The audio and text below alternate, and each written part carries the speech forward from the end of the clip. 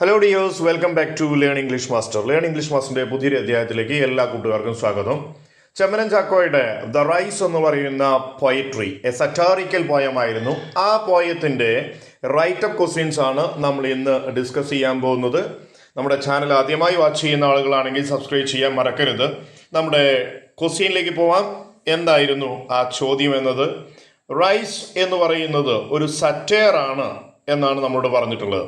Chemmanam Chacko is a master of satirist who has fought many battles with the system through his writing, laced with the scorn and sarcasm. He says socio-political spheres is much meek and limited compared with earlier times. Society has changed, and with it, how the mass sensibilities considers his poem Rise as a satire on the farmers who are forced to switch to cash crops when the market for food crops fell. Satire എന്നുള്ള ഈ ഒരു കാവ്യ വിഭാഗത്തിൽ പെടുന്നതാണ് rice എന്നുള്ള കവിത. Farmers cash ക്രോപ്സിന് വില കൂടുകയും food ക്രോപ്സിന് വില കുറയുകയും ചെയ്തപ്പോൾ ഫുഡ് ക്രോപ്സിൽ നിന്ന് ക്യാഷ് ക്രോപ്സിലേക്ക് ഒരു ഷിഫ്റ്റ് ചെയ്യപ്പെട്ടു എന്നാണ് പറയുന്നത്. ഇതിനെ സറ്റയർ ചെയ്യുന്ന, പരിഹസിക്കുന്ന ഒരു കവിതയായിരുന്നു റൈസ് എന്നുള്ളത്. ഇതേക്കുറിച്ചൊരു റൈറ്റപ്പ് തയ്യാറാക്കാം. സാധാരണ പരീക്ഷയ്ക്ക് സ്ഥിരമായി ചോദിച്ചു കാണുന്ന ഒരു ചോദ്യമാണിത്. ഇതിനെങ്ങനെ നമുക്ക് ആൻസർ ചെയ്യാൻ നോക്കാം. Chemmanam Chacko is very right in observing that society has changed and with its mass sensibility has also changed. Chacko was born in 1926 when Kerala was very much agricultural land. അപ്പോൾ ചെമ്മനം ചാക്കോ വളരെ ശരിയായ രീതിയിലാണ് സമൂഹത്തിന് സംഭവിച്ചിരിക്കുന്ന മാറ്റത്തെ നിരീക്ഷിക്കുന്നത്. ചെമ്മനം ചാക്കോ ജനിക്കുന്നത് 1926 കേരളത്തിൽ വളരെയധികം കാർഷിക ഭൂമി ഉണ്ടായിരുന്ന കാലഘട്ടത്തിൽ. People cultivated mainly food crops. ഭക്ഷ്യ വിളവുകളായിരുന്നു, ധാന്യങ്ങളായിരുന്നു അന്ന് ഏറ്റവും കൂടുതൽ കൃഷി ചെയ്തിരുന്നത്. Hardly anything was broad from outside. പുറം നാടുകളിൽ നിന്ന് സാധനങ്ങൾ കൊണ്ടുവരേണ്ടതേ ഇല്ലായിരുന്നു.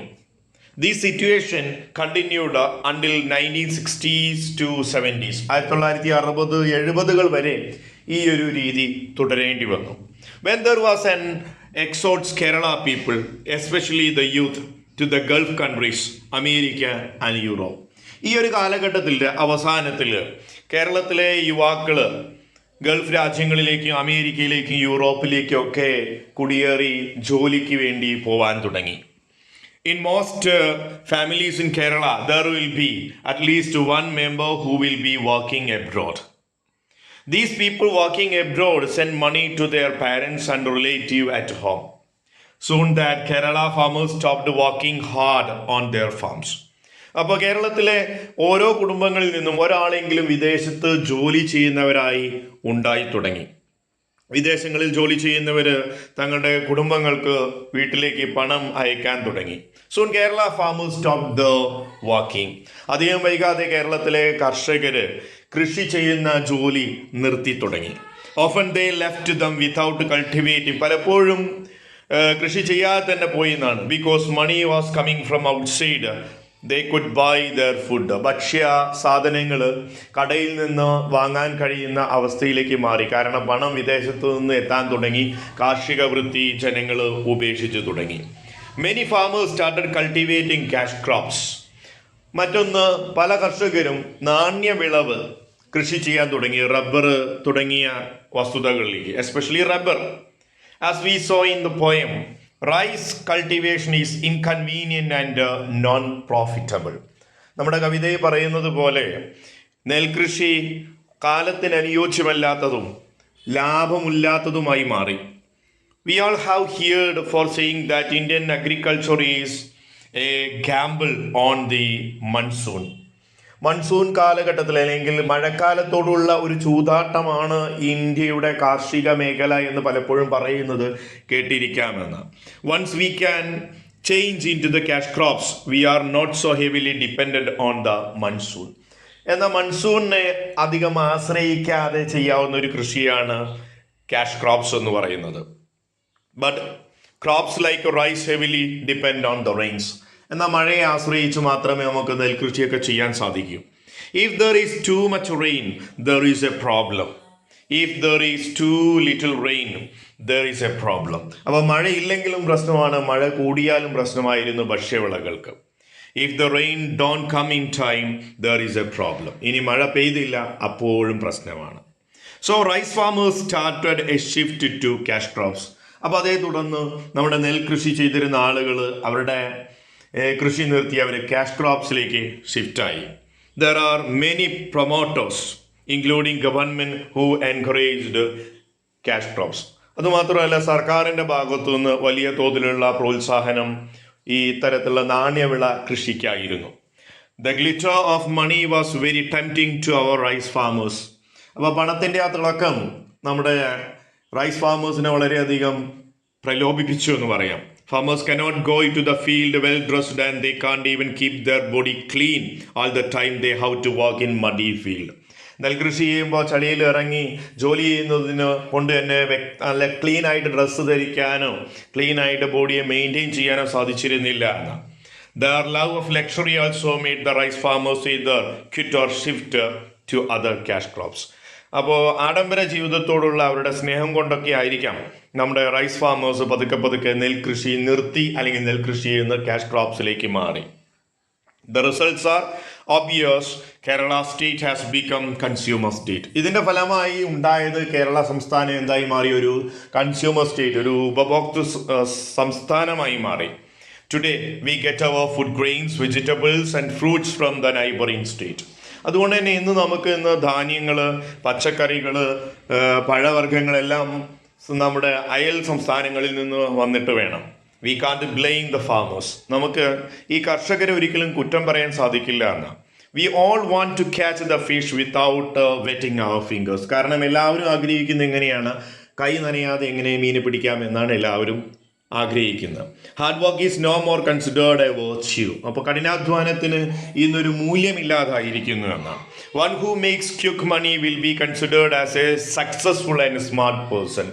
അപ്പോൾ സ്മാർട്ടായിട്ടുള്ള ഒരു വ്യക്തി എങ്ങനെയാണ് ഇന്നത്തെ സമൂഹം കാണുന്നത്? പെട്ടെന്ന് പണമുണ്ടാക്കി വിജയിക്കുന്നവനാണ് എന്ന്. No wonder the farmers also want to be smart. അപ്പോൾ അതുകൊണ്ട് തന്നെ കർഷകരും ഇന്ന് എന്താവാൻ ആഗ്രഹിക്കുന്നു? സ്മാർട്ടാവാൻ ആഗ്രഹിക്കുന്നു എന്നുള്ളതിൽ ഒരിക്കലും ആരും അത്ഭുതപ്പെടേണ്ടതില്ല.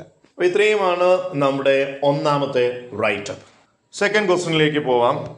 The poem is a contrast between expectation and reality. Prepare a writeup sustaining it. അപ്പോൾ ഈ കവിത, ദ റൈസ് എന്ന് പറയുന്ന കവിത എക്സ്പെക്റ്റേഷനും റിയാലിറ്റിയും തമ്മിലുള്ള എന്ന് പറഞ്ഞാൽ പ്രതീക്ഷയും യാഥാർത്ഥ്യവും തമ്മിലുള്ള ഒരു വൈരുദ്ധ്യമാണ് ഈ കവിത എന്ന് ആണോ എന്ന് നമ്മളോട് നിർവചിക്കാനാണ് പറയുന്നത്. നമുക്ക് അതിൻ്റെ ആൻസർ നോക്കാം. The poem is definitely A contrast between expectation and reality. തീർച്ചയായും ഈ കവിത യാഥാർത്ഥ്യവും അതുപോലെ പ്രതീക്ഷയും തമ്മിലുള്ള ഒരു വൈരുദ്ധ്യാത്മകത തന്നെയാണ്. കാരണം ഈ കവിതയെ അദ്ദേഹം 2 സെക്ഷനായിട്ട് എഴുതിയിട്ടുണ്ട്. ഫസ്റ്റ് സെക്ഷനിൽ കവിയുടെ പ്രതീക്ഷകളാണ്, രണ്ടാമത്തെ സെക്ഷനിൽ കവി യാഥാർത്ഥ്യത്തെ മനസ്സിലാക്കുന്നതാണ്. The narrator goes to North India to do a research on making toys with the husk, as there is a lot of husk in Kerala because of huge amount of paddy produced at that time. അപ്പോൾ കവിതയിൽ narrator north ഇന്ത്യയിലേക്ക് റിസർച്ചിനായിട്ട് പോവുകയാണ്. അങ്ങനെ ഗവേഷണത്തിൽ അദ്ദേഹം എന്ത് ചെയ്തു? Making toys വിത്ത് husk, നെല്ലിൻ്റെ ഹസ്ക് ഉപയോഗിച്ച്, ഭൂമി ഉപയോഗിച്ച് ടോയ്സ്, കളിപ്പാട്ടം ഉണ്ടാക്കുന്നതായി അദ്ദേഹം കണ്ടെത്തി. കാരണം അക്കാലത്ത് കേരളത്തിലെ huge amount of paddy cultivation, വലിയ തോതിലുള്ള പാഡി പ്രൊഡ്യൂസ്ഡ് ആയിരുന്നു കേരളം എന്ന് പറയുന്നത്. He spend 4 years and get doctorate. 4 വർഷത്തോളം അദ്ദേഹം നോർത്ത് ഇന്ത്യയിൽ ചിലവഴിച്ച് അദ്ദേഹം എന്തു നേടി? ഡോക്ടറേറ്റ്, ഗവേഷണ ബിരുദം നേടി. അങ്ങനെ PhD നേടി.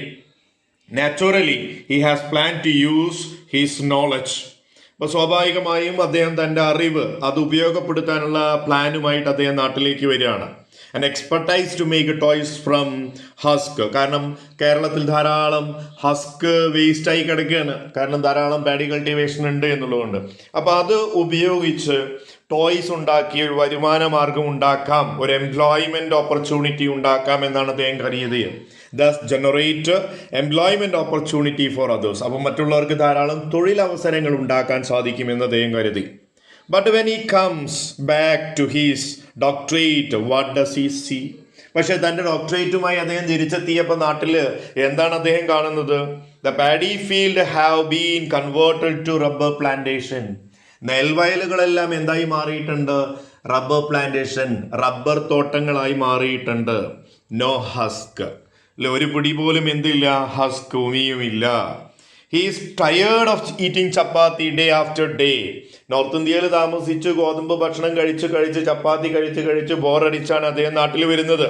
He long to eat his favourite rice. നാട്ടിൽ നിന്ന് എത്തിയിട്ട് തൻ്റെ പ്രിയപ്പെട്ട അരി ഭക്ഷണം കഴിക്കണം, അത്തിക്കറ റൈസ് കൊണ്ടുള്ള അരി ഭക്ഷണം കഴിക്കണം എന്ന് വിചാരിച്ചിട്ടാണ് ഈ അദ്ദേഹം നാട്ടിൽ വരുന്നത്. വെൻ ഹി കംസ് ബാക്ക്, അല്ലെ, comes home, what does he see? തിരിച്ചെത്തിയപ്പോൾ അദ്ദേഹം എന്താ കാണുന്നത്? His younger brother brings wheat as the ration for the whole family. തൻ്റെ ഏറ്റവും ഇളയ സഹോദരൻ എന്ത് ചെയ്യുന്നു? വീട്ടിലേക്ക് ആവശ്യമുള്ള റേഷൻ വാങ്ങി വരികയാണ്. എവിടെ നിന്ന്? റേഷൻ കടയിൽ നിന്ന്. പക്ഷെ കൊണ്ടുവരുന്നത് എന്താണ്? വീറ്റ്, ഗോതമ്പായിരുന്നു എന്നാണ്. Now he has to continue eating chapati. അപ്പോൾ ഇനി എന്ത് ചെയ്യുള്ളൂ? ഇനി അതേ ജോലി തന്നെ തുടരണം. ഏത്? ആ തിന്ന് മുരടിച്ച, ഇല്ലേ, വെറുത്തു പോയിട്ടുള്ള അതേ ചപ്പാത്തി തന്നെ വീണ്ടും കഴിക്കാനുള്ള അവസ്ഥയാണ് അദ്ദേഹത്തിൻ്റെ ജീവിതത്തിൽ വന്നത്. അങ്ങനെയാണ് ഈ കവിതയെ എന്ത് ചെയ്യുന്നത്? സറ്ററൈസ് ചെയ്യുന്നത് ചെമ്മനം ചാക്കോ. അപ്പോൾ ഈ കവിത തീർച്ചയായിട്ടും എന്ത് തന്നെയാണ്? Contrast between expectation and reality. അപ്പോൾ ഇന്നത്തെ ക്ലാസ് നിങ്ങൾക്ക് എല്ലാവർക്കും ഉപയോഗപ്പെട്ടു എന്ന് കരുതുന്നു.